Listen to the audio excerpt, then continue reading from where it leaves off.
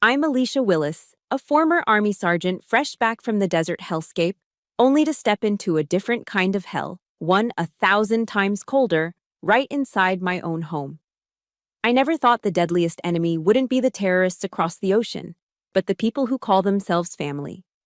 The moment I shoved that heavy oak door open against the Montana blizzard, the stench of neglect hit me harder than the smell of gunpowder ever did.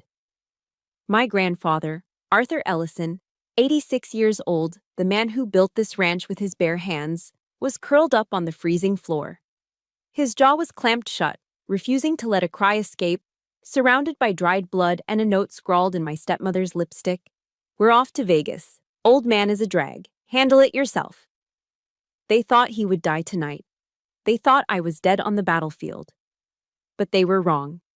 If you want to know the price of throwing your parents away like trash in the dead of winter, then listen closely. Let me know where you are listening from, comment justice, and subscribe to the channel if you believe that those who abandon the elderly for money deserve an ending worse than death.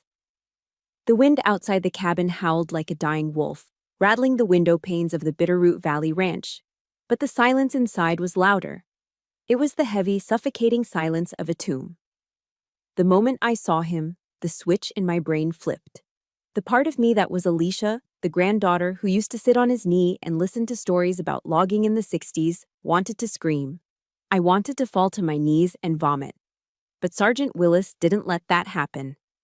That version of me, the one forged in the heat of Kandahar and the dust of Helmand Province, took over the controls.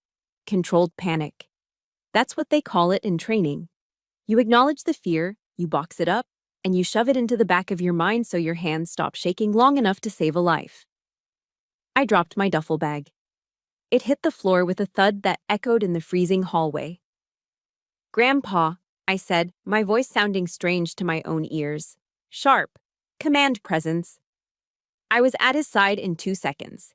My knees hit the hardwood floor, sliding on a layer of grime. He was curled in the fetal position near the cold hearth, his body rigid. ABC, airway, breathing, circulation. The drill instructor's voice barked in my head. I pulled off my gloves and pressed my fingers to his carotid artery. His skin was like ice, not just cold, but that waxy, hard texture that nightmares are made of. No shivering. That was bad. That was terrifying. When the body stops shivering, it means the system is shutting down. It's surrendering. "Stay with me, old man," I whispered, leaning my ear to his mouth. His breath was shallow, a ragged, hitching rasp that smelled of ketones and something else. Something grainy and dry. I performed a quick sweep of his mouth to clear the airway. My finger hooked something gritty on his tongue. I pulled it out, squinting in the dim light filtering through the snow-covered windows. It was a small brown triangle, a piece of kibble. I froze. My eyes darted to the corner of the room. The cat's food bowl was overturned on the floor, scattered across the rug. My stomach lurched violently. I looked at the kitchen. The refrigerator door was slightly ajar. I could see from here, even in the shadows, that the shelves were bare. Empty wire racks. Not a carton of milk, not a slice of cheese, nothing. My grandfather, the man who had owned half the timber in this county, the man who had put food on the tables of 50 employees for 40 years, had been trying to eat cat food because he was starving to death in his own home. A wave of pure, white-hot rage blinded me for a second, hotter than the desert sun. I wanted to kill them. I wanted to hunt Linda and Tyler down and flay them alive. "Focus, Willis." Emotions later, survival now. I checked his pulse again. Thready, erratic. He was deep in stage 2, hypothermia. The golden hour wasn't an hour anymore. I had minutes before his heart simply stopped beating from the cold. "We gotta get you warm, Arthur," I said, reverting to using his first name, a trick to keep him grounded. His clothes were soaked. Urine? He had lost bladder control, likely hours ago, and the wet fabric was sucking the last bit of heat from his frail body. I didn't bother with buttons. His flannel shirt was stiff with grime anyway. I pulled my Gerber multi-tool from my belt, flicked the blade open, and sliced. I cut through the shirt, then the thermal undershirt, peeling the wet fabric away from his translucent skin. He moaned, a low-pained sound that tore at my heart as the cold air hit his chest. I know. It sucks. I got you. I kicked my heavy boots off. I stripped off my heavy parka, my fleece, down to my t-shirt. I grabbed the wooby, my old, battered military poncho liner that I never traveled without, and the thick wool blanket from the back of the sofa. I dragged him onto the rug, away from the drafty door. I wrapped the blankets around us, creating a cocoon, and pulled his icy skeletal frame against me. Skin to skin. It's the most efficient way to transfer heat in the field. I wrapped my legs around his, pulling his back against my chest, burying his head under my chin. I rocked him, just slightly. The house was 30 degrees inside, maybe less. Outside, Montana was screaming at 20 below zero. But in here, under this wool and nylon, I was a furnace. I forced my own body to radiate heat, willing my blood to warm his. "You're not checking out on me, Sergeant," I whispered into his hair, which smelled of dust and neglect. "I didn't survive an IED in the Arghandab Valley just to come home and lose you to a damn draft." 10 minutes passed. An eternity. The silence of the house pressed in on us. I could hear the wind, the settling of the timber beams, and the slow, struggling beat of his heart against my ribs. Then, a twitch, a shudder. He took a deep, gasping breath. Then he started to shake. Violent, racking shivers. "Good," I soothed him, rubbing his arms vigorously. "Shake it out, that's good." Shivering meant his body was fighting back. He was coming back from the edge. He coughed, his eyes fluttering open.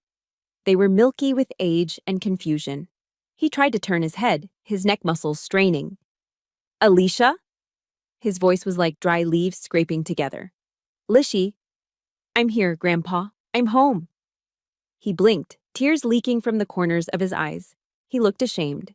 He tried to pull away, to hide his nakedness, his weakness. This was a man of the mountains, a man of pride. I made a mess. He wheezed, his teeth chattering uncontrollably. "I'm sorry. I'm such a burden. Just let me go." My heart shattered. I tightened my grip on him, fierce and possessive. "You are not a burden," I hissed, my voice trembling with the effort to hold back tears. "You are my father. You are the only father I have ever known. Do not say that." My eyes lifted from his face to the dining table. The note was still there, weighted down by a pepper shaker. Even from here, I could see the bright, obnoxious shade of Linda's favorite lipstick, cherry red. She wore it like armor. Off to Vegas. They were probably popping champagne right now, probably laughing at the slots, spending his pension checks, thinking about how they'd redecorate this living room once the old nuisance was finally in the ground. "I thought you were gone," Grandpa whispered. "I was," I said, my jaw tightening until it ached. "But I'm back, and nobody is ever going to hurt you again." I held him until the shivering subsided to a manageable tremble. I checked his pulse again, stronger, still fast, but rhythmic. He was stable. "I need to get you water," I said gently. "Warm water. Don't move." I tucked the blankets tighter around him and stood up. My body felt light, drained of adrenaline but filled with a new, dark purpose. I walked to the kitchen, stepping over the spilled cat food. I needed to clear the trash. The smell was unbearable. I opened the cabinet under the sink to toss some paper towels in, and that's when I saw it. Sitting right on top of a pile of empty TV dinner boxes and coffee grounds was a small orange pill bottle. I reached in and plucked it out. Digoxin, 125 mcg. Prescribed to Arthur Ellison. I checked the date. It had been filled 3 days ago. It should have been full. I popped the cap. Empty. I shook it upside down. Not even a dusting of powder. My blood ran cold, colder than the blizzard outside. Linda hadn't just forgotten to feed him. She hadn't just left him to freeze. Digoxin controls his heart rate. Without it, he dies. With too much of it, he dies. The bottle was empty. They didn't just leave him. They took his lifeline away and threw it in the trash like a used napkin. This wasn't negligence. This wasn't abandonment. I squeezed the plastic bottle until it cracked in my hand. I looked back at the shivering old man on the floor and then at the lipstick note on the table. This was attempted murder. The only light in the living room came from the dying embers in the stone hearth and the tactical flashlight I had set on the coffee table. Outside, the Montana blizzard had turned into a low, mournful howl, battering the log walls like a wild animal trying to get in. I sat in the armchair across from the sofa where I had made a makeshift bed for Grandpa. My hands were busy, moving with a muscle memory that didn't require conscious thought. Disassemble, wipe, oil, reassemble. My Sig Sauer P320 lay in pieces on a clean rag. The smell of gun oil mixed with the scent of old wood smoke and the lingering copper tang of the blood I'd cleaned off the floor earlier. Grandpa Arthur was sleeping now, his breathing still raspy but steady. Every time he hitched a breath, my heart skipped a beat. I watched his chest rise and fall, counting the seconds. In, out. It was in this silence, this heavy, suffocating vigil, that the ghosts started to creep out of the woodwork. I looked at the family portrait hanging above the mantel. It was taken 5 years ago. My father was still alive then, standing tall and proud. I was in my dress blues, having just made sergeant. But the focus of the picture wasn't us. It was Linda, standing dead center in a shimmering dress that cost more than my first car, and Tyler, looking bored and smug in a suit that didn't fit him. I remembered the day Dad died. A heart attack, they said. Quick, painless. I remembered the funeral even better. It was a rainy Tuesday. Linda had thrown herself onto the casket, sobbing so loud the priest had to pause the eulogy. She played the grieving widow to perfection, clutching a lace handkerchief, accepting condolences from the town council members. But I was standing right behind her. I saw what the neighbors didn't. Every time she wiped her eyes, her gaze didn't go to my father's picture. It darted to the man in the gray suit standing by the exit, the family attorney. She wasn't crying for her husband. She was crying because the reading of the will wasn't happening fast enough. I snapped the slide back onto my pistol with a sharp metallic click. That was just the beginning. The real rot had set in years before that. My mind drifted back to Thanksgiving, 10 years ago. The memory was so vivid I could almost smell the roasting turkey and sage stuffing. It was supposed to be a day of gratitude. The house was full of relatives. The dining table was groaning under the weight of glazed ham, mashed potatoes, cranberry sauce, and pumpkin pies. Everyone was laughing, clinking glasses of wine, everyone except me. I was in the kitchen, elbow deep in greasy gray dishwater. "Alicia, honey," Linda had said, sweeping into the kitchen with a half-eaten drumstick in her hand. "The dishwasher is acting up again. You don't mind doing these by hand, do you? You know how Tyler gets if he misses the kickoff." From the living room, I heard the roar of the TV. The Dallas Cowboys had just scored. I heard Tyler cheering, his mouth probably full of the food I'd helped prepare. I heard my father laughing at something Linda said. I stood there for 3 hours. I scrubbed the roasting pan until my knuckles were raw and red. I scraped the plates of the people who were supposed to be my family. By the time I finished, the food on the stove was cold. The stuffing had formed a hard crust. I ate alone at the kitchen counter, listening to them celebrate in the other room. I wasn't a daughter that day. I was the help. I was the inconvenience that came with the marriage. I racked the slide of my gun, checking the action. Smooth. It wasn't just the emotional neglect, it was the financial sabotage. I remembered the summer I graduated high school. I'd been accepted to State University. I had a plan. I just needed help with the tuition. I sat Linda and Dad down at this very table. "We just can't do it, Alicia," Linda had said, sighing as if it pained her physically. "The ranch had a bad year. Money is tight, you understand, don't you? We all have to make sacrifices." I had nodded, swallowing the lump in my throat. I understood sacrifice. I was ready to work 2 jobs. 2 weeks later, a delivery truck pulled into the driveway. It wasn't farm equipment. It was a brand new, cherry red Ford Mustang. For Tyler. He didn't have a job. He had barely scraped through high school with a D average, But there he was, revving the engine, grinning like he had earned it. He needs a reliable car to look for work, Linda had beamed, patting the hood. It's an investment in his future. An investment. That afternoon, I didn't cry. I walked 5 miles into town. I walked right past the university admissions office and straight into the Army recruitment center. I need money for college, I told the recruiter, and I need to get as far away from here as possible. I signed the papers that day. The GI Bill was the only way I was going to make something of myself.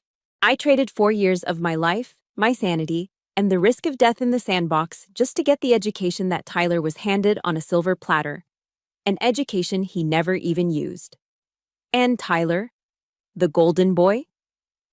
He didn't look for work, he looked for trouble. I looked down at the floor where I'd found Grandpa earlier. The scratches on the hardwood told a story. 6 months ago, Grandpa had called me in a panic while I was stationed in Germany. His pension check was gone. His savings account had been drained. $2,000 vanished overnight. I knew who did it. We all knew. Tyler had a gambling problem. He bet on everything: NFL, college ball, even the weather. When I confronted Linda over the phone, her voice turned shrill. He's just a boy, Alicia. He made a mistake. He thought he had a sure thing on the Super Bowl. Don't be so harsh. Family forgives. Family forgives. That was her mantra. But in Linda's dictionary, forgive meant, let us bleed you dry and shut up about it. They let Tyler steal from an 86-year-old man, and then, when there was nothing left to steal, they left that man to freeze to death while they went to Vegas to spend the last of the equity. I looked at Grandpa sleeping under the pile of blankets. He looked so small, so fragile. If you are listening to this and you know exactly how it feels to be the black sheep while the lazy ones get everything, hit that like button right now. I want you to leave a comment below. Just type respect if you believe that respect is earned, not given, and that no parent should ever play favorites. Let me know I'm not alone in this fight. I holstered the gun and set it on the table next to me. The anger was good. It kept me warm. It kept me sharp. I closed my eyes for a second, just trying to rest them. Rang! The sound shattered the silence like a gunshot. My eyes snapped open. My hand was on the grip of my pistol before I even registered what the sound was. It was the old landline phone on the wall in the kitchen. We never used that phone. Only telemarketers called that line, and nobody calls at 2 a.m. in a blizzard. The ringing echoed through the empty house, loud and jarring. Ring, ring, ring. I stood up, moving silently in my socks. I walked into the kitchen, the cold air from the window biting at my face. I stared at the phone. It looked like a trap. I picked up the receiver slowly. Hello? Silence. Who is this? I demanded, my voice low and dangerous. There were no words, just the sound of heavy, rhythmic breathing. And then, in the background, beneath the static, I heard a sound that made the hair on the back of my neck stand up. It was the sound of the wind. But not the wind outside my window. It was the sound of wind whistling through a cell phone microphone. Someone was outside, watching the house, watching me. The dial tone hummed in my ear, a monotonous drone that felt like a countdown.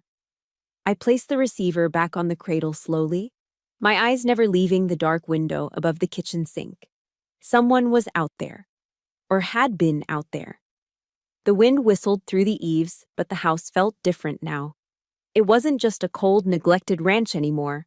It was a crime scene, and I was the first responder. Grandpa stays put, I whispered to myself. My hand tightened on the grip of my Sig Sauer. I moved through the hallway, utilizing the slice-the-pie technique I drilled 1,000 times in urban combat training. Keep tight to the wall. Minimize exposure. Clear the fatal funnel. I headed for the study, Grandpa's sanctuary. It was the room where he managed the timber contracts, where he kept the books, and where he kept the safe. If Linda and Tyler were going to Vegas, they needed cash. And if they needed cash, this was the first place they would hit. I pushed the heavy oak door open with the toe of my boot, leading with the barrel of my gun. A blast of freezing air hit me instantly. I swept the room with my tactical light.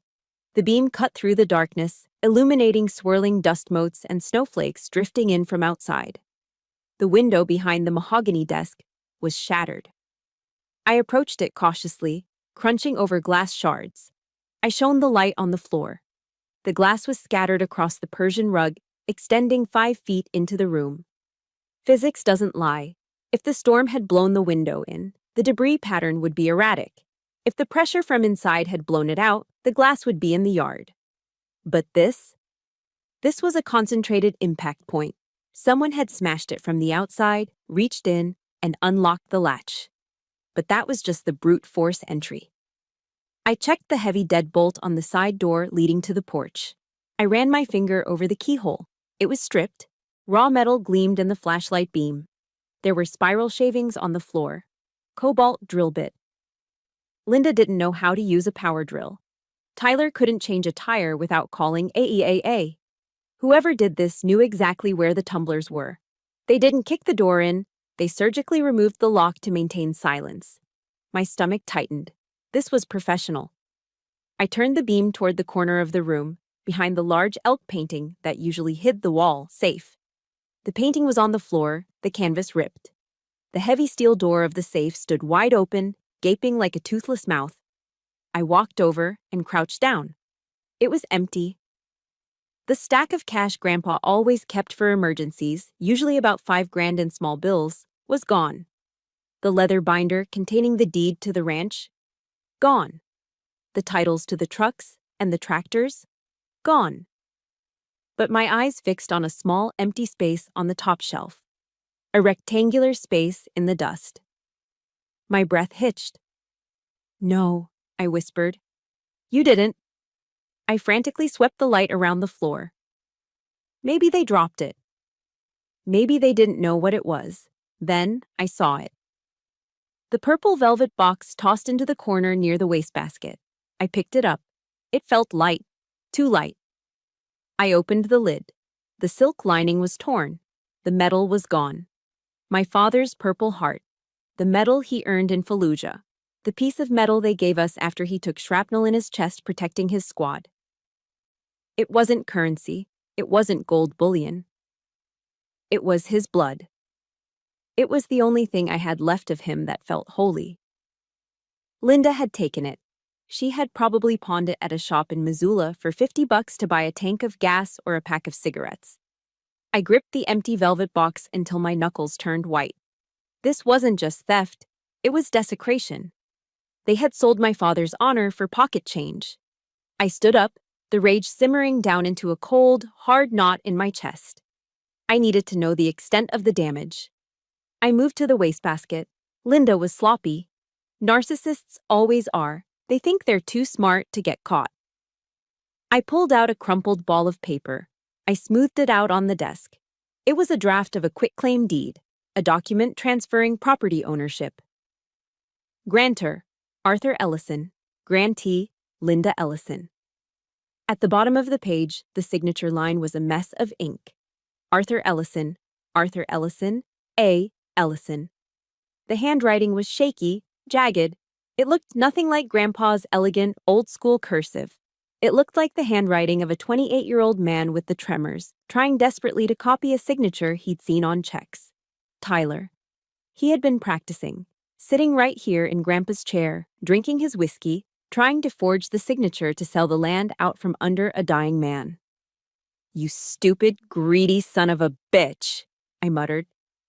They hadn't just gone to Vegas. They were planning to come back to a house they owned, with a dead body to bury, and a forged deed to file at the county clerk's office. I pocketed the paper, evidence, but I still needed to know who was breathing on that phone line. Tyler didn't have the guts to stalk me. Linda was too busy spending money. I walked to the shattered window and looked out. The snow had stopped falling heavily, leaving a fresh, white canvas on the porch. I climbed carefully through the broken window, stepping out onto the wraparound deck. The cold bit through my thermal shirt, but I didn't feel it. I clicked my flashlight off. I didn't want to be a beacon. I used the ambient moonlight reflecting off the snow. I scanned the floorboards. The wind had swept most of the snow away near the railing, but something caught a glint of moonlight. A small cylinder, half buried in a drift near the stairs. I knelt down, pulling a handkerchief from my pocket. I didn't want to contaminate it with my prints. I picked it up. It was cold and heavy. A brass shell casing. I brought it close to my eyes. 9mm Luger. I stared at it, my mind racing through the ballistics. This is Montana. In the Bitterroot Valley, every household has guns. We have .308s for elk. We have 30.06 for deer. We have 12-gauge shotguns for home defense and bears. Hunters don't use 9mm. A 9mm is a pistol round. It has no stopping power against a grizzly. It has no range for hunting game. It's a city caliber. It's a tactical round. It's used by police, military, and organized crime. Grandpa didn't own a 9mm. He was an old revolver man, a 357 Magnum. This casing didn't come from inside the house. It was ejected from a semi-automatic pistol standing right here on the porch. Someone had stood here, racked the slide of a handgun, and ejected a live round, or maybe fired a test shot, before breaking in. Or maybe they were just sending a message. This wasn't just Linda and Tyler being greedy. They were incompetent. They couldn't drill a lock like that. They didn't carry 9mm semi-automatics. They had brought someone else into this. I stood up, looking out into the dark tree line of the forest. The towering pines stood like silent sentinels. Somewhere out there, beyond the tree line, someone was watching. Linda had sold the furniture. She had sold the car. She had sold my father's metal. And now it looked like she had sold us out to the wolves. I squeezed the brass casing in my hand. Mistake, I whispered to the darkness. You brought a street gun to a mountain fight. I turned back to the house. I needed backup, and I knew exactly who to call. 20 minutes later, the darkness outside the cabin was slashed by the blinding white beams of halogen headlights. I didn't lower my weapon. Not yet. I watched through the crack in the curtains as a heavy-duty Ford F-150 with a sheriff's department decal on the door crunched up the driveway. The tires were wrapped in heavy snow chains, clanking rhythmically against the frozen earth. Only when I saw the tall, broad-shouldered figure step out, adjusting his Stetson hat against the wind, did I flick the safety back on my SIG. Carter Miles, Deputy Sheriff. He was built like a grizzly bear that had learned to walk on two legs. 6'4", bearded, and usually wearing an expression that could curdle milk. But tonight, as I opened the door, his face was pale. Behind him was Doc Harrigan, a retired combat medic who ran the local urgent care clinic. He was carrying a trauma bag and looked grim. Alicia, Miles said, his voice a low rumble. He didn't ask if I was okay. He knew I wasn't. He just nodded, a silent acknowledgement between soldiers. I'm here. Watch is over. He's by the fire, I said, stepping aside. They brought the cold in with them, along with the smell of diesel, pine needles, and something else. The rich, savory scent of beef stew. Miles was carrying a large steel thermos. My wife packed it, Miles muttered, noticing me looking at the thermos. She said nobody thinks to eat when the world is ending. I felt a lump form in my throat, but I swallowed it down. The simple kindness of a hot meal felt more overwhelming than the violence of the last few hours. Doc Harrigan went straight to Grandpa. No pleasantries. He knelt down, his hands moving with the efficient, unsentimental speed of a man who had patched up Marines in Fallujah. He checked Grandpa's vitals, listened to his chest, and started an IV line with practiced ease. He's tough as old leather, Doc muttered, taping the line to Grandpa's thin arm. Fluid replacement, warming blanket. He'll make it, Alicia. But his heart, it's straining. He needs his meds. I know, I said, my voice tight. They took them. Miles, who had been standing back to give the doc room, finally stepped forward. He took off his hat, holding it against his chest with both hands. It was a gesture of respect I hadn't seen in years. He looked down at the man lying on the rug. Arthur Ellison wasn't just an old man to the people of this valley. He was a pillar. He had built the community center. He had loaned money to farmers during the drought without asking for interest. He had taught half the boys in the county how to hunt, fish, and be men. Miles stared at Grandpa's sunken cheeks, the bruises on his arms from the cold, and the humiliating pile of dirty clothes I had cut off him in the corner. The big deputy's shoulders started to shake. He dropped to one knee, ignoring the hard floor. He reached out and took Grandpa's limp, cold hand in his massive, calloused paw.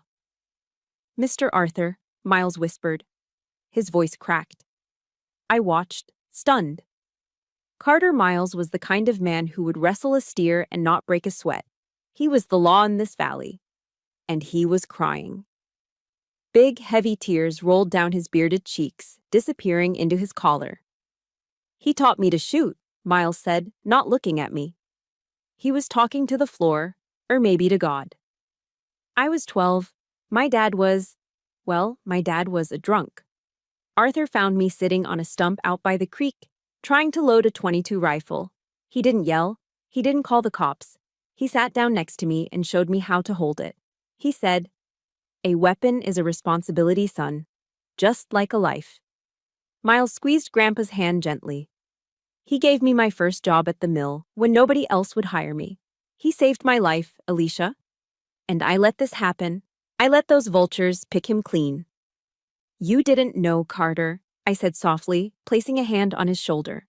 The fabric of his uniform was cold, but his grief was burning hot. "I should have known," he hissed, wiping his eyes aggressively with the back of his hand. The sadness was evaporating, replaced by a dark, dangerous anger. "Where are they?" "Vegas, or so the note says." "And the break-in?" Miles stood up, putting his hat back on. The deputy sheriff was back. "You said on the phone you found something." I reached into my pocket and pulled out the handkerchief containing the brass casing. I held it out to him. Miles shone his flashlight on it. His eyes narrowed instantly. 9mm, he grunted. "Parabellum." "Not a hunter," I said. "No, definitely not." Miles looked at me, his expression grim. "This confirms the rumors. We've had bolo alerts from the feds about a new player moving into the valley. Jonas Creed." The name hung in the air like smoke. "Real estate developer?" I asked. "Frontman," Miles corrected. "He's buying up land along the northern ridge, discontiguous parcels. But if you connect the dots on a map, they form a straight line through the forest." "A route," I realized. "Smuggling." Miles nodded.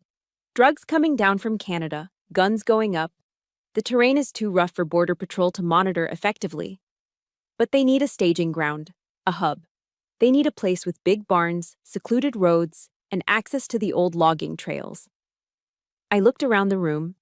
"They need the Ellison Ranch." "Exactly," Miles said. "Linda and Tyler are just pawns, useful idiots. They probably owe Creed money, or he promised them a payout that would make Vegas look like a petty cash drawer."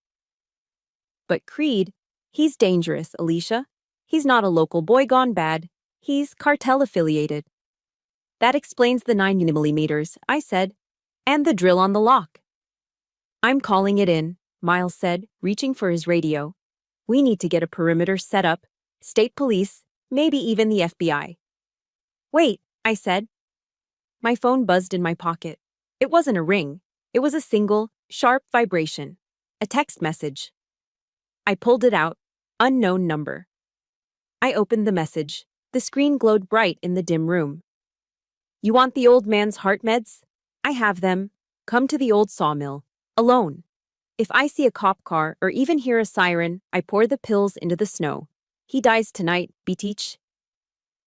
My blood went cold. I looked at Grandpa. Doc Harrigan was adjusting the IV, looking worried. "His heart rate is climbing again, Alicia. He needs that digoxin. The IV helps, but it's not a fix. He wouldn't survive the night without those pills."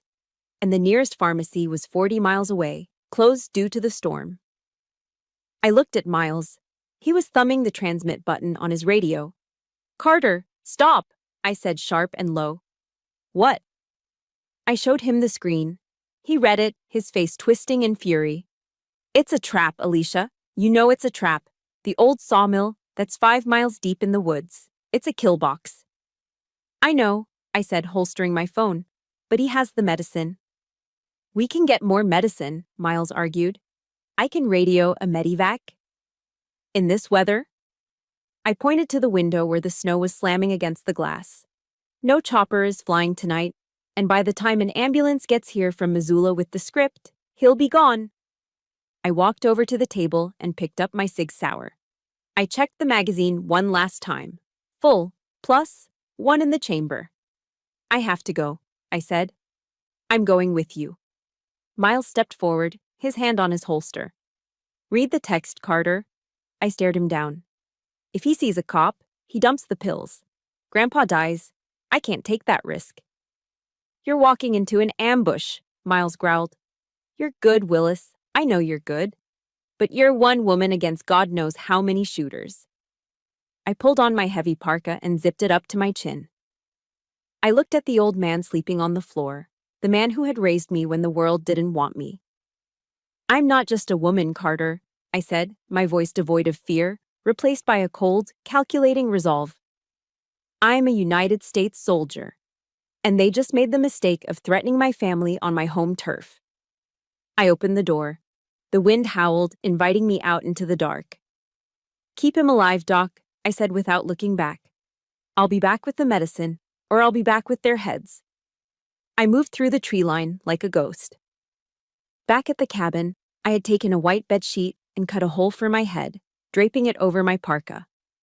It was a crude form of winter camouflage, what we used to call hilly-billy snow camo in training exercises.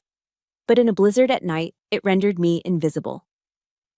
The old sawmill loomed ahead, a skeletal beast of rusted iron and rotting wood against the gray sky. It had been abandoned since the logging crash in the 90s, a place where teenagers went to drink and vandals went to break things. But tonight, it was alive. Yellow light spilled from the dirty windows of the foreman's office on the second floor. Smoke curled from the chimney. I crouched behind a snow-covered stump, scanning the perimeter. 2 vehicles were parked near the loading dock. One was a black Cadillac Escalade, tinted windows, mud-terrain tires, expensive. That belonged to Jonas Creed. The other was the red Mustang, Tyler's pride and joy. The car my mother's college fund had paid for. Seeing it sitting there, shiny and arrogant amidst the industrial decay, made my jaw tighten. I moved forward, keeping low. The wind was blowing into my face, which was good. It carried my scent away from them and carried their noise toward me. I reached the side of the building. The metal siding groaned in the wind. I found the old maintenance ladder that led up to the catwalk surrounding the office. The rungs were coated in ice. I holstered my cig and began to climb. 1 hand, 1 foot. Slow. Deliberate.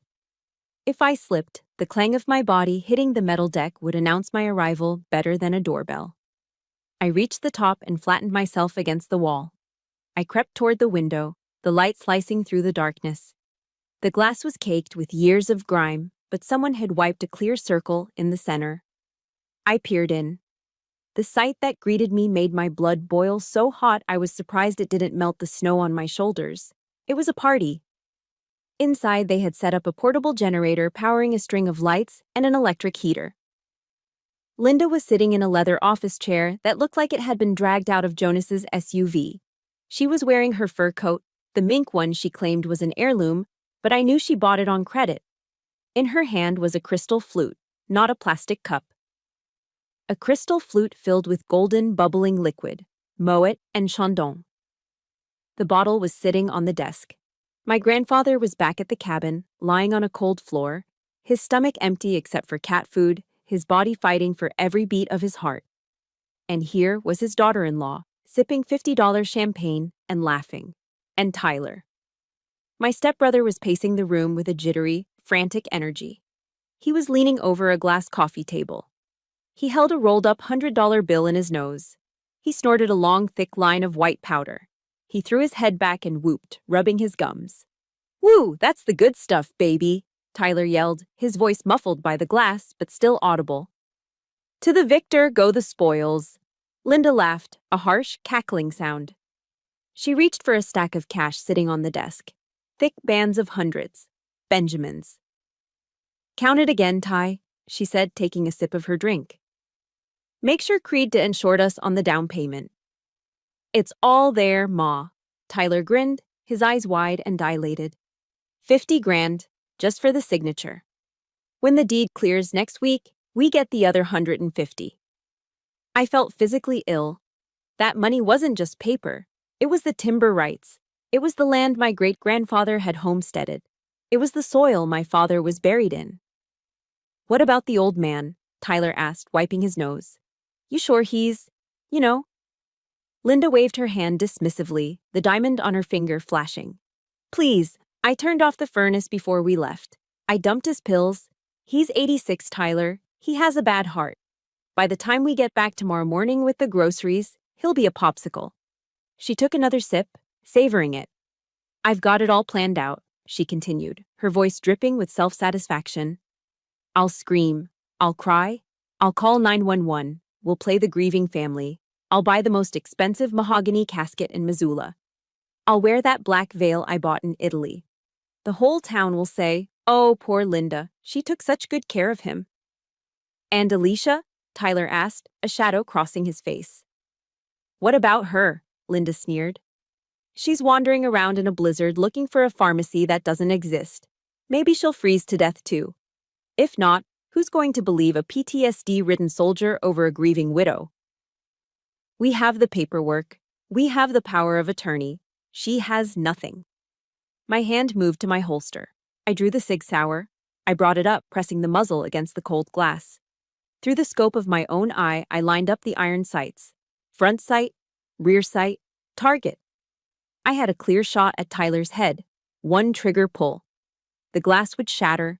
The hollow point round would end his misery and his greed in a fraction of a second. Then shift fire. 2 to Linda's chest. It would be so easy. It would be justice. The Old Testament kind. An eye for an eye, a life for a life. My finger rested on the trigger. I applied pressure, taking up the slack. Just a few more pounds of force. Don't do it, Sergeant. The voice in my head wasn't mine. It was Miles's. A weapon is a responsibility. If I killed them now, I was just a murderer. I was the unstable vet they claimed I was. They would die quick, painless deaths. They didn't deserve that. They didn't deserve the mercy of a bullet. They deserved to rot. They deserved to be stripped of everything, their freedom, their reputation, their stolen money. They deserved to spend the next 20 years in a 6x8 concrete cell, thinking about this moment. I exhaled slowly, watching my breath fog the air. I lowered the gun. Instead, I reached into my parka and pulled out my smartphone. I stayed in the shadows, angling the camera through the cleanest part of the glass. I hit record. I zoomed in. I caught Linda holding the champagne toast. To Arthur Ellison, she mocked, raising the glass. May he rest in peace, eventually. I caught Tyler snorting another line. To the new owners of the Ellison Ranch. I caught the stacks of cash, the illegal drugs, the conspiracy to commit murder. I recorded for 2 solid minutes, every word, every laugh, every damning admission. I've got you, I whispered. I own you now. I stopped the recording and saved it to the cloud instantly. The signal was weak, but it went through. But this wasn't enough. A video proves intent, but it doesn't stop the sale. Linda mentioned paperwork. She mentioned the deed. I scanned the room again. On the far side of the desk, near Jonas's briefcase, was a thick manila envelope. It was stamped with the Department of Veterans Affairs seal and a legal notary stamp. That didn't look like a property deed. That looked like government correspondence. Wait, Linda said. Who's going to believe a soldier? We have the paperwork. My eyes narrowed. What paperwork? I looked at Tyler. He was heading toward the bathroom door at the back of the office. I gotta take a leak, he announced, swaying slightly. This was my chance. They were distracted. Jonas wasn't in the room, probably downstairs checking the perimeter or the shipment. I didn't just need the video, I needed to know what was in that envelope. If they were forging Grandpa's signature, that was state crime. But if that was a VA envelope, that was federal. I pocketed my phone, I checked my knife, I wasn't going to shoot them. Not yet. I was going in. The moment Jonas Creed stepped out onto the rusted metal balcony to take his call, closing the heavy glass door behind him, the office became a vacuum of silence. Linda had gone downstairs moments ago, probably to fetch more ice for her champagne or to gloat over the phone to a friend in Vegas. That left Tyler. I heard the distinct sound of a bathroom door latching from the corner of the room, followed by the hum of an exhaust fan. Now. I holstered my weapon, I needed both hands, and slid my fingers under the sash of the window.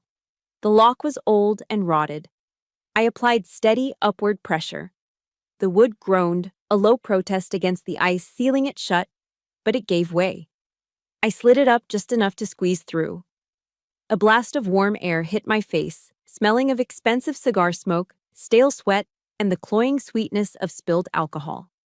It was the smell of corruption. I dropped onto the floor. My boots made a soft thud on the hardwood, masked by the rattling of the storm outside. I didn't waste a second. I moved straight to the massive oak desk in the center of the room. It was cluttered with the remnants of their celebration. Half-empty glasses, lines of white powder on a mirror, and stacks of cash. But I ignored the money. Money comes and goes. I needed the paper that would put them away forever. My eyes locked onto the thick manila envelope I had seen from the window. It was sitting right next to Jonas's leather briefcase. I reached for it with a gloved hand. The paper felt heavy, substantial. In the upper left corner was a seal I knew better than my own face. The eagle, the flags, the gold embossing. Department of Veterans Affairs, official business, penalty for private use, $300. My heart hammered against my ribs, a frantic drumbeat of warning. Why would Jonas Creed have VA correspondence? I flipped the envelope over. It had been opened. I reached in and pulled out the document inside. It was a single sheet of heavy bond paper, bordered in black. I read the header, and the world stopped spinning. Certificate of death. Name of deceased. Alicia Marie Willis. Rank, E5, Sergeant Social Security Number, XXX, GX 4921. Date of death, October 14, 2023. Place of death, Kandahar Province, Afghanistan. Cause of death, traumatic injury, IED blast. I stared at the words, my breath trapped in my lungs. I read it again, and again. I wasn't looking at a forgery. I was looking at my own obituary. My hands started to shake. This wasn't just Linda being greedy. This wasn't just Tyler being a thief. This was erasure. They hadn't just ignored my existence. They had actively orchestrated my death. I scanned the bottom of the document. There were signatures, a corrupt medical examiner, a bribed notary. And there, listed as the informant and next of kin, Linda Ellison. The pieces of the puzzle slammed together in my mind with the force of a physical blow. Grandpa's will left everything to me. But if I was dead, legally, officially dead, then the inheritance laws of Montana would kick in. The estate wouldn't go to a dead soldier. It would bypass me entirely. It would go to the closest living relative of Arthur Ellison. Since he had no other children, and if he died intestate, without a valid heir, the state would look for a spouse, Linda. They were going to kill Grandpa tonight by withholding his medication. And tomorrow, when the lawyers looked for the heir, they would find a death certificate for Alicia Willis filed months ago. Linda would get the ranch, the timber, the land. And I would be nothing more than a ghost, a clerical error that nobody would bother to investigate until the bulldozers were already tearing down the cabin. A cold fury, darker and deeper than anything I had ever felt in combat, washed over me. This was a federal crime, wire fraud, identity theft, stolen valor. This wasn't a family dispute anymore. This was an act of war. I want you to pause for a second. Imagine holding a piece of paper that says you are dead, signed by the woman who raised you, just so she could steal your home. If this makes your blood boil like it does mine, hit that like button right now. Comment, justice below. If you think Linda and Tyler deserve to rot in a federal prison for the rest of their miserable lives, I need to know you're with me on this. I folded the document and shoved it deep into the inside pocket of my parka, right next to my heart. Evidence. This was the nail in their coffin. I turned to leave. I had the video. I had the paper. I needed to get out, get to Miles, and bring the hammer of God down on this place. Whoosh! The sound of a toilet flushing roared from the corner of the room. I froze. The bathroom door handle turned. There was nowhere to hide. The desk was open-backed. The curtains were sheer. If I moved to the window, he would see the motion. I pressed myself flat against the wall, into the deep shadow of a tall filing cabinet, praying the darkness would hold. Tyler stepped out. He was zipping up his jeans, humming a jagged, off-key tune. He looked disheveled, his eyes red-rimmed and glassy from the drugs. He walked toward the desk, likely to do another line of coke before Jonas came back inside. He walked right past me. He didn't see me. His focus was entirely on the mirror and the white powder on the table. I held my breath. Just take the drugs, Tyler. Take the drugs and look away. He reached for the rolled-up bill. But then he paused. He frowned. He looked down at the floor, right next to the expensive Persian rug. The hardwood floor was polished to a shine. But there, cutting across the pristine surface, was a trail. Black, muddy, wet footprints. My boots. I had walked in from the storm. The snow caught in the treads of my combat boots had melted in the warmth of the office, leaving a perfect, damning trail of evidence leading from the window, right to the filing cabinet. Tyler stared at the wet prints. His drugged brain churned slowly, processing the visual data. Water, snow, footprints. He turned his head slowly, following the trail. His eyes moved across the floor, up the wall, and locked directly onto mine. For a second, there was no sound but the wind rattling the window I had left unlatched. Tyler's jaw dropped. His eyes bulged. The arrogance vanished, replaced by sheer primal terror as he recognized the figure standing in the shadows. He saw the snow camo drape. He saw the cold, dead eyes of his stepsister. And he saw the Sig Sauer P3 20 in my hand. He didn't run. He didn't fight. He opened his mouth and screamed, "Jonas! She's here! Help!" The scream tore through the building, piercing the walls, echoing out to the balcony. I cursed. The element of surprise was gone. The glass door to the balcony shattered inward as Jonas kicked it open, a submachine gun in his hands. The hunt was on. The glass door to the balcony didn't just open, it exploded inward, showered the office with glittering shards. Jonas Creed stood in the frame, silhouetted against the storm, the muzzle of a submachine gun spitting fire. Pop, pop, pop, pop. Bullets chewed up the oak desk, sending splinters flying like shrapnel. I didn't think. I didn't hesitate. I let gravity and training take over. I vaulted over the windowsill, launching myself into the freezing void. It was a 15-foot drop, but the snowdrift below was nearly 4 feet deep. I hit the powder hard, rolling instantly to disperse the impact. The cold rushed into my nose and mouth, sharp as broken glass, but I was already moving before I even stood up.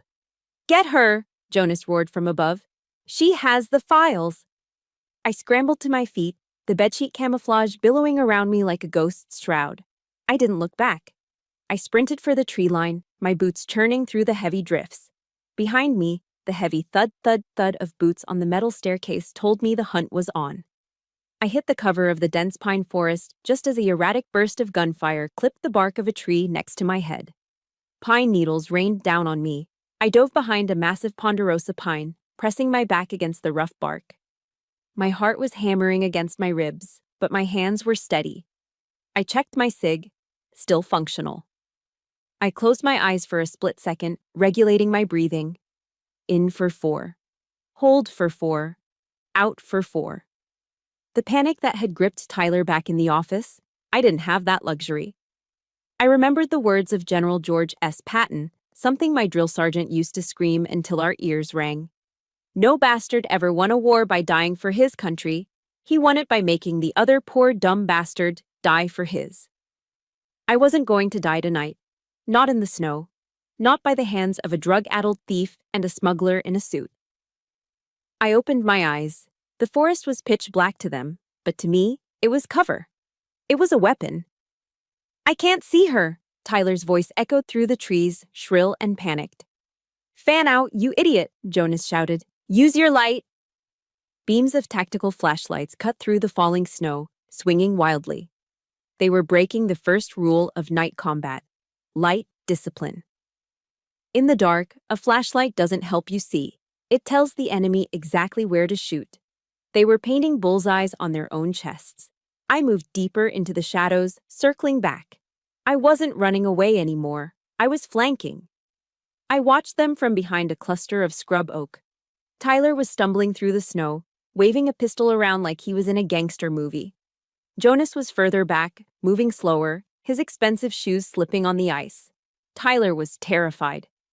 I could hear his hyperventilating from 20 yards away. The cocaine had turned his paranoia up to 11. I reached down and scooped up a handful of dense, wet snow. I packed it tight into a hard ball.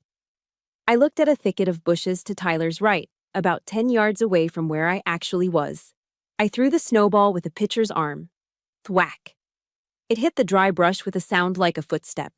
Tyler spun around, eyes wide, pupils blown. There! He screamed. He didn't aim. He just pulled the trigger. Bang! Bang! Bang! He fired 3 rounds wildly into the dark. Crash! The sound of shattering glass echoed from the loading dock behind them. You moron! Jonas shrieked. Tyler had missed the bushes entirely. His stray rounds had flown past the trees and plowed straight into the windshield of Jonas's black Cadillac Escalade. That's my truck! Jonas roared, lowering his weapon to stare at his ruined vehicle.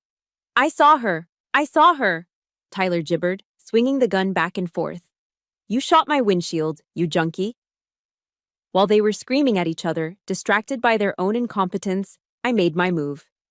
I stepped out from behind the tree, leveling my Sig Sauer. I was 30 yards away. An easy shot. I could have dropped Tyler right then. A center mass shot would have ended him. But a dead Tyler was just a body. A living Tyler, terrified and facing 20 years in Leavenworth, was justice. Besides, I needed to make sure they couldn't follow me. I needed to isolate them here, 5 miles from civilization, in a blizzard. I took a breath. Front sight focus.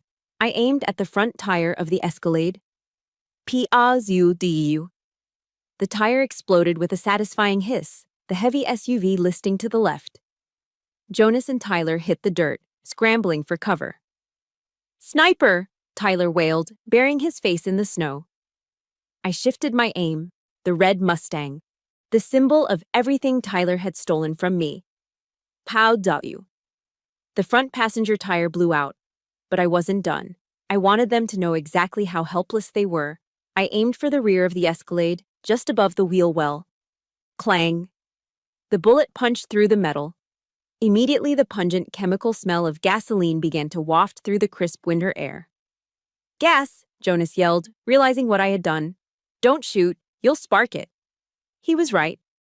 If they fired a muzzle flash near that leak, the fumes could turn that SUV into a bomb. I had just disarmed them without taking their guns.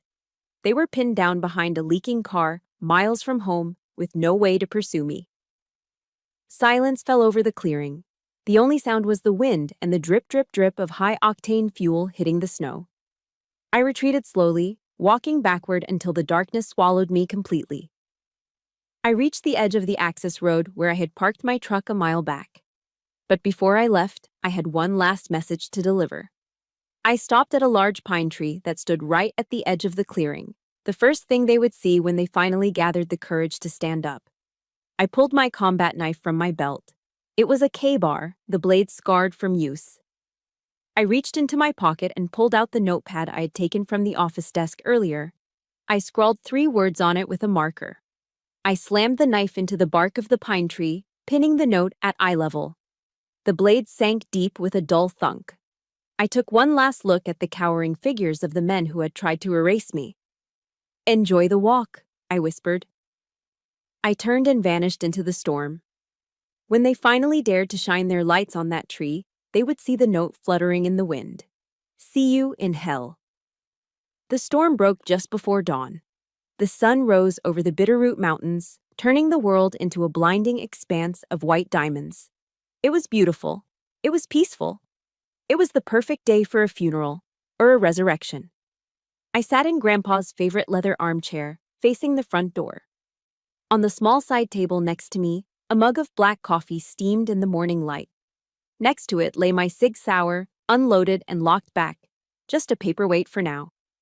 In my hand, I held the cracked iPhone I'd recovered from the snow last night, Jonas Creed's phone. I looked at the screen. 7:15 a.m. I opened the messaging app and found Linda's number. My thumbs moved quickly. Job done. Old man is gone. Alicia ran off. Come sign the papers. Bring the notary. I hit send. Then I sat back and waited. Beside me, in the shadows of the hallway leading to the kitchen, Deputy Carter Miles stood like a statue carved from granite. He wasn't alone. 4 men in tactical gear, wearing jackets emblazoned with FBI in bold yellow letters, were crouched in the kitchen and the mudroom. You sure they'll come? Miles whispered, adjusting the earpiece in his ear. Greed makes people stupid, Carter, I said, taking a sip of the bitter coffee. They walked 5 miles in the snow last night after I crippled their cars. They're cold, they're angry, and they're desperate to get paid. They'll be here. 30 minutes later, the sound of a heavy engine roared up the driveway. It wasn't the Cadillac or the Mustang. Those were still rotting in the woods. It was a beat-up taxi van from town. Car doors slammed. Voices raised in argument. The front door handle turned. It was locked. Open the damn door! Linda's voice screeched from outside. I didn't move. The door was kicked hard. Once. Twice. The wood splintered around the lock, the same lock they had drilled out the night before, and the door swung open. Linda Ellison marched in first. She looked like a train wreck. Her mink coat was matted with wet snow. Her makeup was smeared across her face like war paint, and her lips were blue from the cold. Behind her limped Jonas Creed, clutching his arm where he must have fallen during the trek, his expensive suit ruined. And trailing in the rear was Tyler, shivering violently, his eyes darting around the room like a trapped rat. They stopped dead when they saw me. I didn't stand up. I just lifted my coffee mug in a mock toast. Morning, sunshine, I said. Rough night? Linda's face twisted into a mask of pure hatred. You little bitch! You're supposed to be running. And you're supposed to be in Vegas, I countered calmly. Jonas stepped forward, his face dark with menace. Where is the old man? My phone said he was dead. Technically, I said, reaching into my pocket and pulling out the crumpled document I had stolen from his office. I'm the one who's dead. Isn't that right, Linda? I tossed the certificate of death onto the coffee table. It landed with a soft slap. Linda flinched as if I had thrown a grenade. Her eyes locked onto the paper. The color drained from her face, leaving her looking gray and corpse-like. I found this in your boyfriend's office, I said, my voice hardening. Fraudulent filing with the Department of Veterans Affairs, faking the death of a service member to bypass inheritance laws. That's not just a felony, Linda. That's treason against the family. You don't understand, Linda stammered, looking at Jonas for support. It was just a contingency. And this? I picked up my own phone and tapped the screen. My voice filled the room, amplified by the Bluetooth speaker on the bookshelf. I'll scream. I'll cry. I'll call 911. I'll buy the most expensive mahogany casket. By the time we get back, he'll be a popsicle. The recording echoed off the log walls. The silence that followed was deafening. Tyler started to hyperventilate. She recorded us. Ma, she recorded us. Shut up, Jonas roared, reaching into his jacket. Give me that phone. I wouldn't do that, I said, my eyes flicking to the hallway. Who's going to stop me? Jonas sneered, pulling out a snub-nosed revolver. You're alone, Willis. You and a dead old man. He's not dead, a gravelly voice said from the bedroom door. Jonas froze. Linda gasped, her hands flying to her mouth. Grandpa Arthur stood in the doorway. He was leaning heavily on Doc Harrigan, pale and weak, but he was standing. He was alive. And he was looking at his daughter-in-law with a look of disappointment that cut deeper than any knife. I heard you, Linda, Grandpa said, his voice shaking with emotion. I heard you laughing about the casket. Arthur, no. Linda stepped forward, her hands trembling. It's a misunderstanding. I was drunk. That's enough, I said, setting my coffee cup down with a sharp clack. End game. I looked at Jonas. Drop the gun, Creed. Or what? Jonas raised the weapon, aiming it at my chest. I'll kill you all and burn this place to the ground. Who's gonna know? Federal agents, drop the weapon! The command roared from the kitchen like a thunderclap. 4 FBI agents poured into the living room, their AR-15 rifles raised and locked on targets. Miles stepped out from the hallway, his service weapon leveled at Jonas's head. Police, get on the ground, now! The room erupted into chaos. Tyler screamed and threw himself onto the floor, curling into a ball. Don't shoot, I didn't do it, it was her. Jonas panicked. He swung his gun toward Miles. Crack! A single shot rang out. It wasn't Miles. It was the FBI sharpshooter near the fridge. The bullet struck Jonas in the right shoulder, spinning him around. He screamed, dropping the revolver as blood sprayed onto the white rug. He collapsed, clutching his shoulder, writhing in pain. Secure him, Miles barked. 2 agents were on Jonas instantly, zip-tying his hands behind his back. Another agent grabbed Tyler, hauling him up by his collar as he sobbed uncontrollably. But I only had eyes for Linda. She stood frozen in the center of the room, surrounded by the ruin of her schemes. The arrogance was gone. The greed was gone. All that was left was a pathetic, small woman who had gambled everything and lost. Miles walked over to her, pulling a pair of steel handcuffs from his belt. Linda Ellison, Miles said, his voice cold and official. You are under arrest for conspiracy to commit murder, fraud against the Veterans Administration, forgery, and elder abuse. He spun her around and snapped the cuffs on her wrists. Click, click. The sound seemed to wake her from her trance.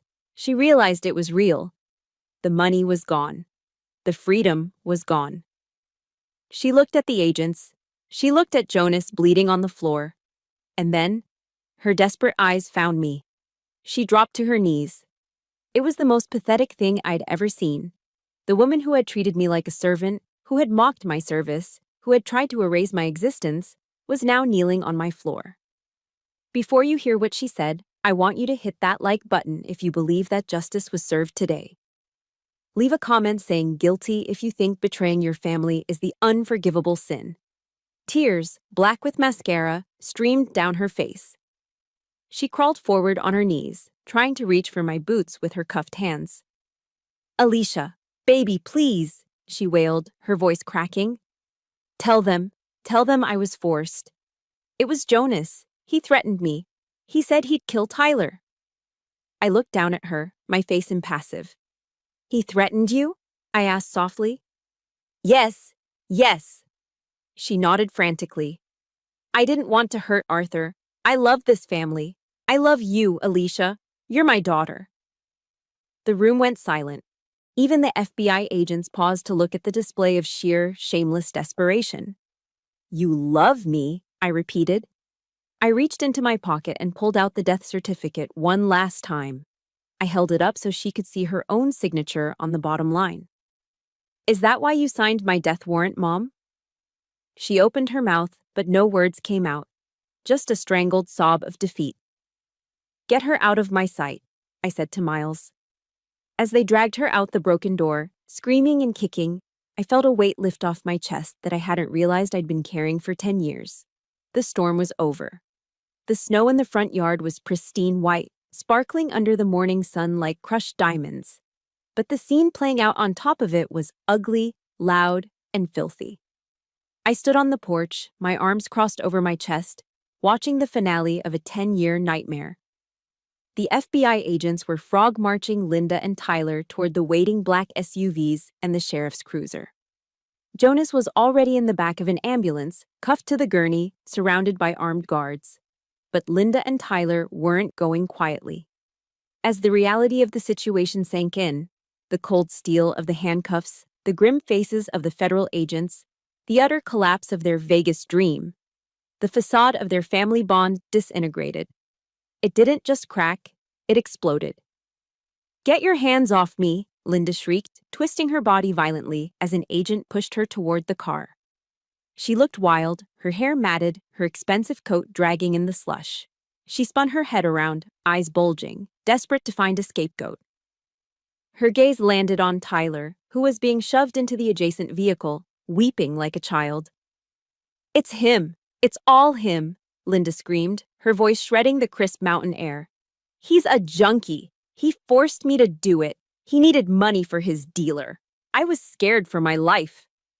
Tyler stopped crying instantly. The accusation hit him like a physical slap. He whipped his head around, his face contorted with a mixture of shock and venomous rage. "You lying old hag!" Tyler roared back, spitting on the ground. "You planned the whole thing. You wanted that condo at the Palms. You've been talking about killing the old man since Christmas." "He's lying!" Linda yelled, looking frantically at Miles. "Officer, look at him. He's high right now. You can't believe a word he says. I'm a victim here." "A victim?" Tyler laughed, a jagged, hysterical sound. "You're a predator, Ma. You sold Dad's watch last year. You sold Alicia's medal. You're the greedy one. I just wanted a cut." "Shut up. Shut up, you ungrateful little parasite." Linda lunged at him, trying to scratch his face with her cuffed hands, but the agent held her back easily. I watched them tear each other apart. It was disgusting. It was pathetic. But it was also deeply satisfying. For years, they had been a united front against me. The real family. The insiders. They had gaslit me, marginalized me, and made me feel like the intruder in my own home. Now, at the first sign of pressure, they were throwing each other under the bus without a second thought. "Hold on a second, Carter," I said. My voice wasn't loud, but it cut through the screaming match like a knife. Miles signaled the agents to pause. They held Linda by the door of the cruiser. She was panting, her mascara running in black streaks down her cheeks. When she saw me walking down the stairs, her expression shifted instantly. The feral anger vanished, replaced by a grotesque, desperate hope. She switched tactics in a heartbeat. The manipulator put her mask back on, even though it was cracked and broken. "Alicia," she breathed, her voice trembling. "Alicia? Thank God. Tell them, honey. Tell them I took care of Arthur. Tell them I'm a good mother. Please. I can't go to jail. I'm too old. I'm your family." I stopped inches from her face. I could smell her, stale champagne, expensive perfume, and the sour, acrid scent of fear. I looked into her eyes. I searched for any trace of genuine love, any spark of remorse. There was nothing. Just a black hole of need and selfishness. I didn't yell. I didn't scream. I didn't give her the satisfaction of seeing me lose control. I leaned in close, invading her personal space, forcing her to look at me. I lowered my voice to a whisper, intimate and terrifyingly cold. "You listen to me, Linda," I said, enunciating every syllable. "You are not my mother. You never were. You were just a squatter in my father's house." She flinched, her lip quivering. "You talk about family," I continued, my eyes boring into hers. "But family doesn't starve the elderly. Family doesn't steal valor. Family doesn't sign death warrants for their children." She stammered. "I made a mistake." "No," I cut her off. "A mistake is forgetting to pay a bill. What you are is a disease. You are a malignant tumor that has been growing on this ranch for 10 years. And today is surgery day." I pulled back, standing tall, letting the winter sun hit my face. "I'm cutting you out," I said, loud enough for Tyler to hear too. "You don't exist to me anymore. Don't write, don't call. Rot." Linda's face crumbled. The hope died, replaced by the crushing weight of her reality. She slumped against the car, all the fight draining out of her. I nodded to Miles. "Get them out of here." Miles shoved her into the back seat and slammed the door with a finality that echoed off the mountains. He walked over to me, adjusting his belt. The big deputy looked tired, but his eyes were clear. "You okay, Willis?" he asked. "I'm getting there," I said. "What are they looking at?" Miles pulled a notepad from his pocket, consulting his notes. "Well, the feds aren't happy about the VA fraud. That's a heavy charge. Plus the conspiracy to commit murder across state lines since Jonas was moving assets to Nevada. And the drugs." He looked at the cars. Jonas Creed is looking at life without parole. He's got priors and he shot at a federal agent. He's done. And Linda? I asked. For signing that death certificate and the attempted murder of Arthur via neglect? Miles shook his head grimly. The district attorney is going to throw the book at her. Stolen Valor Act, elder abuse, fraud. She's looking at 20 years, minimum. Tyler will probably get 15 if he takes a plea deal and testifies against Jonas. But either way, they aren't coming back to this valley. Not ever. 20 years. By the time Linda got out, she would be 75. She would be destitute, alone, and forgotten. It was a fate worse than the quick death I had considered last night. Good, I said. Let them go. Miles tipped his hat. He walked back to his cruiser and signaled the convoy. Engines roared to life. The lights flashed, red and blue painting the snow in a rhythmic, strobing dance.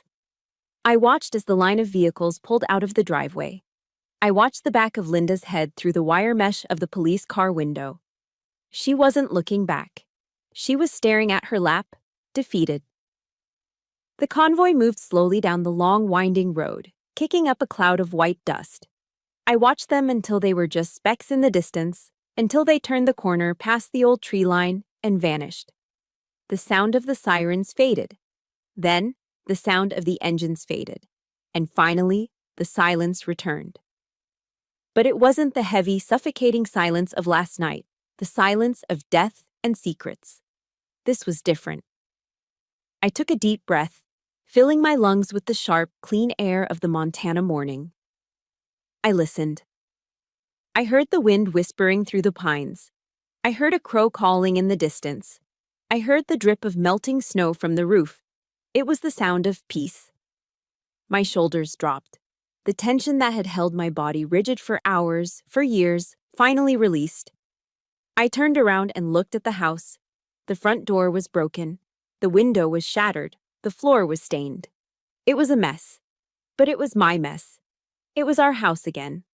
The tumor was gone. The healing could finally begin. I walked back up the stairs, stepping over the splintered wood of the doorframe, and went inside to make my grandfather a proper breakfast. 30 days. That's how long it takes to scrub the smell of betrayal out of a house. You don't do it with bleach or ammonia. You do it with sage, with pine needles, and with the slow, steady warmth of a fire that never goes out. It was Christmas morning in the Bitterroot Valley. I stood in the center of the living room, wiping my hands on a kitchen towel. The broken window where I had escaped that night was gone, replaced by double-paned glass that framed the snowy mountains like a postcard. The bloodstains on the rug were gone, replaced by a thick, woven wool carpet. But the biggest change wasn't the furniture. It was the air. The house breathed again. From the kitchen, the rich, savory aroma of a 20-pound roast turkey wafted through the hallway, mixing with the sweet scent of caramelized pecans and cinnamon. It was the smell of safety. It was the smell of home. Alicia? I turned around. Grandpa Arthur was standing in the doorway of his bedroom. He wasn't lying on the floor in dirty clothes. He was standing upright, leaning on a polished hickory cane. He was wearing a new cable-knit sweater I had bought him in Missoula, and his face, though still thin, had color in it. The gray pallor of death had been replaced by the rosy flush of life. "Merry Christmas, old man," I smiled, walking over to offer him an arm. "Don't old man me," he grumbled playfully, though his eyes were shining. "I can still outshoot you on a good day." He shuffled to his favorite leather armchair, the throne he had almost lost, and sat down with a contented sigh.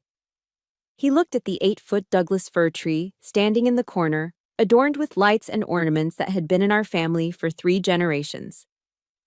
"I have something for you," Grandpa said, his voice dropping to a conspiratorial whisper. "Grandpa, we agreed no big gifts. Fixing the roof was enough," I said. "Hush," he commanded. He reached into the deep pocket of his cardigan and pulled out a small, heavy object wrapped in a simple red handkerchief. He held it out to me. His hand trembled slightly, not from cold, but from Parkinson's, but his grip was firm. I took it. I unfolded the cloth. My breath caught in my throat. It was a pocket watch, solid gold, heavy and cool in my palm. On the front, engraved in elegant script, were the initials, J.W., John Willis, my father. I stammered, running my thumb over the engraving. I thought Linda sold this years ago. I haven't seen it since the funeral. Grandpa chuckled, a dry, raspy sound that sounded like music to my ears. She tried, he said, his eyes narrowing slightly at the mention of her name. She turned this house upside down looking for it. She tore apart his closet. She ransacked the attic. He tapped the floorboards with his cane. I pried up a loose board under my bed 5 years ago, he winked. I wrapped it in oilcloth and shoved it down next to the joists. I knew that woman would sell the fillings out of my teeth if she could. But I swore she would never touch John's watch. I looked at him, tears pricking my eyes. Even when he was weak, even when he was starving and freezing, he had been fighting. He had been protecting the legacy in the only way he could. It keeps good time, he said softly. It just needs winding, like this family. We just needed a little winding. Thank you, I whispered, clutching the watch to my chest. I'll keep it safe. I know you will, he nodded. You're the keeper now, Alicia. You always were. Ding dong. The doorbell chimed, a cheerful, welcoming sound that signaled guests, not intruders. That'll be the cavalry, I said, wiping my eyes. I opened the front door to a blast of cold air and warm laughter. Carter Miles stood there, not in his beige sheriff's uniform, but in a flannel shirt and jeans. Next to him was his wife, Sarah, holding a massive bowl of potato salad, and 2 little girls in puffy pink snowsuits who immediately bolted past me toward the tree. Delivery! Miles grinned, holding up 2 bottles of spiced eggnog. And before you ask, yes, Sarah made the potato salad, so it's actually edible. I heard that, Sarah laughed, stepping inside and giving me a hug that squeezed the breath out of me. Merry Christmas, Alicia. Merry Christmas, Sarah. Come in, it's warm. Within minutes, the silent, tomb-like cabin of last month was transformed. Jazz music played softly from the speakers. The clinking of silverware, the laughter of children, and the deep baritone of Miles and Grandpa talking about hunting filled every corner. I stood by the fireplace, watching them. Miles wasn't my blood. Sarah wasn't my cousin. Those kids weren't my nieces. But as I watched Miles carefully cut the turkey for Grandpa, making sure the pieces were small enough for him to manage, I realized something profound. Linda and Tyler shared my DNA. They shared my last name, and they had left us to die. Miles had kicked down a door to save us. He had cried for my grandfather. He had stood by me when the bullets were flying. Blood makes you relatives. Loyalty makes you family. I walked over to the window, needing a moment to contain the swelling in my chest. Outside, the snow was falling again, gentle and soft. I stepped out onto the porch, closing the door behind me to mute the noise of the party just a little. The air was crisp, smelling of pine resin and wood smoke. I looked up at the flagpole I had reinstalled yesterday. Old Glory, the stars and stripes, snapped crisply in the wind against the blue sky. The red, white, and blue stood out vibrant and defiant against the white backdrop of the mountains. I took a sip of the warm eggnog in my hand, feeling the heat spread through my chest. I thought about the dessert. I thought about the IEDs. I thought about the long, lonely nights in the hospital recovering from my injuries, wondering if I had a home to go back to. I thought about the enemy. Sometimes they wear turbans and plant bombs in the sand. Sometimes they wear mink coats and plant poison in your heart. But the mission was the same. Defend the perimeter. Protect the innocent. Hold the line. I looked back through the window. Grandpa was laughing at something one of the little girls said, his face crinkled in joy. He was safe. The ranch was safe. The wolves were in cages, and the sheepdog was standing guard. I touched the pocket watch in my pocket. I could feel its steady, rhythmic ticking against my hip. Tick, tick, tick. Life goes on. I finished my drink, took one last deep breath of the free Montana air, and turned back to the door. My war was over. It was time to go inside and eat. Throughout my time in the Army, I learned that the enemy isn't always hiding in a trench across the ocean. Sometimes the most dangerous threats are sleeping in the room next door. This ordeal taught me a brutal but necessary truth. Biology is not destiny. Just because someone shares your bloodline doesn't mean they deserve a seat at your table. True family isn't defined by DNA. It's defined by loyalty, by sacrifice, and by who is willing to stand beside you when the blizzard hits. Never set yourself on fire to keep others warm, especially those who would gladly watch you burn. Now, I'm turning the mic over to you. I know I'm not the only one who has faced a Linda or a Tyler in their life. Have you ever had to make the tough decision to cut a toxic relative out of your life to protect your peace? It's a painful choice, but often the only one. Share your story in the comments below. I read them all, and we are here to support each other. If you believe justice was served today, please hit that like button and subscribe to the channel. Let's build a community where no one has to fight alone. Stay safe and watch your six.